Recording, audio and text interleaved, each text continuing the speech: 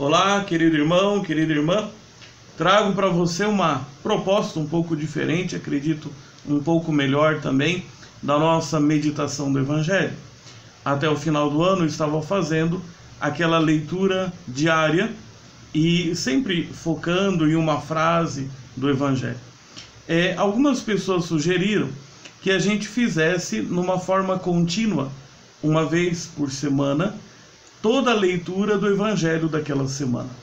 Obviamente não é para uma meditação diária, mas para uma meditação semanal daquele bloco inteiro do Evangelho, de maneira que a gente consiga, ao longo do ano, tentar fazer uma espécie de curso bíblico, especialmente do Evangelho de cada bloco durante o tempo comum.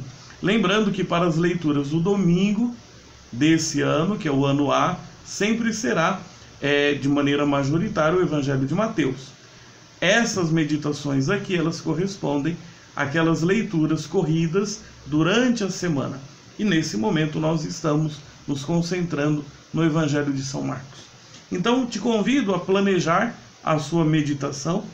O Evangelho dessa sexta semana do tempo comum é sempre Marcos. Começa do versículo 11 até o 13. E quando chegar no sábado, nós já estaremos em Marcos 9, do 2 ao 13. Então, para ficar um pouco mais fácil para você, a gente vai fazer como que um comentário direto de Marcos 8, 11 até Marcos 9, 13. Tá certo? Eu estou seguindo a Bíblia que eu tenho à disposição aqui, que é a Bíblia de Jerusalém. Você pode fazer seguindo a Bíblia que você tem aí na sua casa, né? A tradução que você tiver, e a gente vai fazendo alguns comentários. Bom, olhando aqui na Bíblia de Jerusalém, você compara aí também com a sua Bíblia, já no versículo 24 do capítulo 7, a Bíblia de Jerusalém indica que nesse bloco nós estamos vendo as viagens de Jesus fora da Galileia, uma região que a gente vai chamar de uma região pagã, fora da Galileia, fora ali daquele grande bloco de cidades, de território que pertenciam em algum momento ao povo judeu. Nessa fase que nós estamos, Jesus está lidando com estrangeiros. O primeiro texto que nós temos, que é o da segunda-feira, é Marcos 8, do 11 ao 13. É aquela passagem em que os fariseus, eles pedem um sinal. E diz a leitura que Jesus suspira profundamente em seu espírito e diz: por que esta geração pede um sinal? Em verdade vos digo que a esta geração nenhum sinal será dado. Vejam, quem está acostumado com o Evangelho de São Mateus vai se lembrar que no texto paralelo Jesus diz que vai ser dado o sinal de Jonas, mas aqui Jesus fala que não vai ser dado nenhum sinal.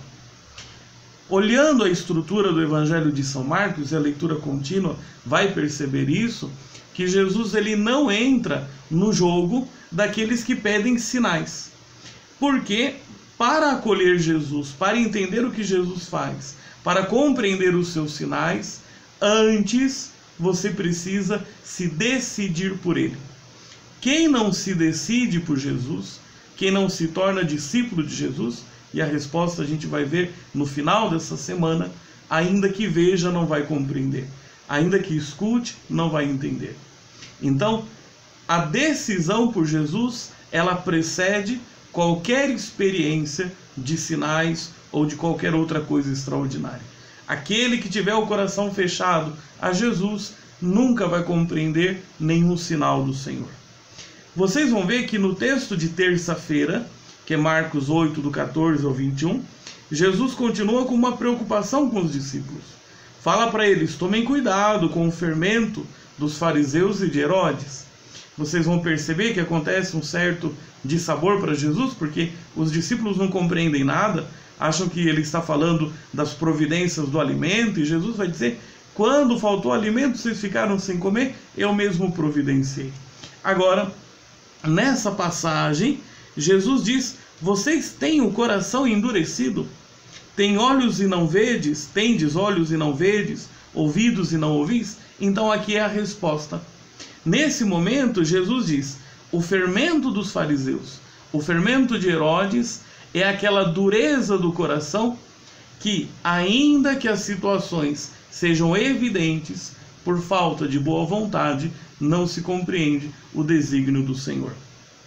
Agora, se os discípulos têm essa dificuldade de compreender, essa dificuldade até mesmo de amolecer ou abrir o coração, o Senhor tem condições de curá-los. E aí o texto da quarta-feira, que é Marcos 8, do 22 ao 26, é o momento em que Jesus cura um cego em Betsaida. Vejam que há quase que uma progressão. Então, num primeiro momento, alguns pedem sinais, e Jesus diz: de coração fechado, não posso dar sinal a ninguém, nenhum sinal será dado. Depois ele se preocupa com os discípulos: será que o coração de vocês é endurecido, de maneira que não vão conseguir compreender os sinais? Mas depois Jesus também cura a cegueira. Vocês vão ver que quando Jesus vai curar esse cego em Betsaida, ele afasta esse cego do povoado, e depois que esse cego começa a enxergar plenamente, diz a ele: não volte ao povoado. Aqui mais uma vez a gente vê aquela preocupação de Jesus para que os discípulos, os seus seguidores, não se confundam com as tendências da multidão, daquela grande maioria de pessoas que olhava para Jesus, se admirava com aquilo que ele fazia, com os milagres que ele operava, mas aquela multidão não se decidia pelo Senhor e por isso o seu coração permanecia endurecido e não conseguia compreender as coisas. Depois, já na quinta-feira, nós avançamos para Marcos 8, do 27 ao 33, e é aquele momento em que Jesus está com eles em Cesareia de Filipe e pergunta, na opinião das pessoas, o que dizem aí ser o Filho do Homem? Depois, aliás, aqui no texto de Marcos, gente, peço perdão, não tem essa formulação dessa pergunta, ele já vai direto: quem dizem os homens que eu sou? E alguns vão responder que é João Batista, um dos profetas, Elias, e depois Pedro vai dizer: tu és o Cristo. Presta atenção que acontece um elemento curioso. Imediatamente ao fato de Pedro responder que ele era o Cristo, Jesus proíbe severamente que eles falassem a respeito.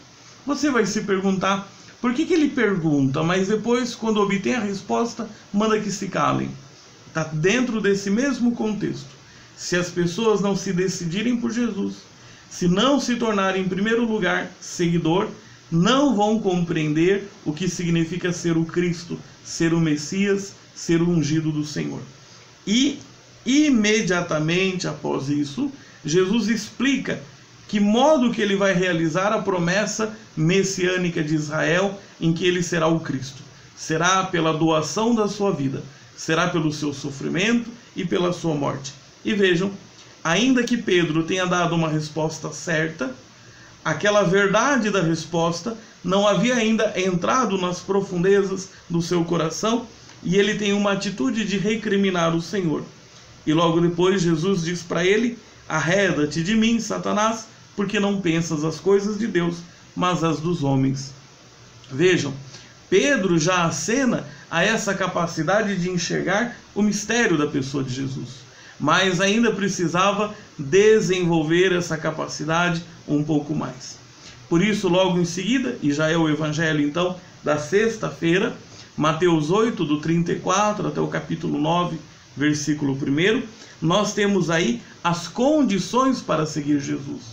Então essas condições, como Jesus diz: se alguém quiser vir após mim, negue-se a si mesmo, tome a sua cruz e siga-me.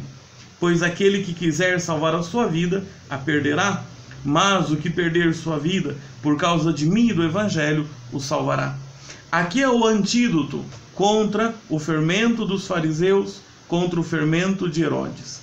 Aqueles que aceitarem o messianismo de Jesus como o messianismo da cruz, esses poderão compreender o conteúdo da sua mensagem e principalmente a sua identidade como Messias.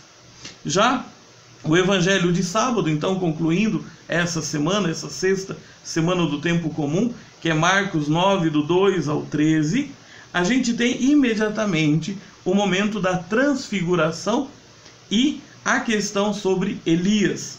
Vejam, depois de Jesus manifestar a sua missão como Messias, mas Messias Redentor, o Messias que deverá passar pela cruz, e diante da incompreensão dos discípulos, simbolizada pela resistência de Pedro, Jesus se transfigura diante dos discípulos para prepará-los. É como se ele dissesse: no momento da cruz vocês ficarão escandalizados e, claro, assustados, mas conheçam um pouco da minha glória, conheçam um pouco da minha identidade, para que diante daquele momento vocês possam permanecer firmes na fé. E quando fazem a pergunta sobre Elias, então Jesus diz: esse Elias já veio, mas foi tratado com maldade, foi tratado com crueldade, identificando então a figura de João Batista com Elias.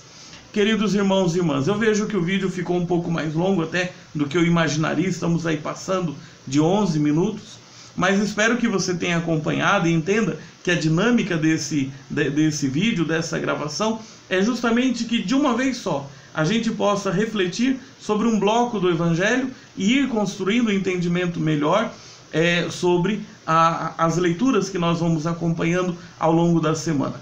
Se esse vídeo te fez bem, peço que você compartilhe com seus amigos, curta aí se ele estiver no canal. Para aqueles que estão no grupo de WhatsApp Igreja em Saída, você recebeu já exclusivamente esse vídeo lá no grupo. Podem compartilhar, fiquem à vontade de convidar outras pessoas para participarem também do nosso grupo.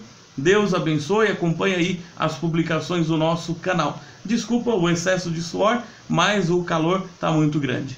Fiquem com Deus, se Deus quiser, até o próximo vídeo, fazendo uma leitura direta e seguida do Evangelho daqueles dias. Deus o abençoe.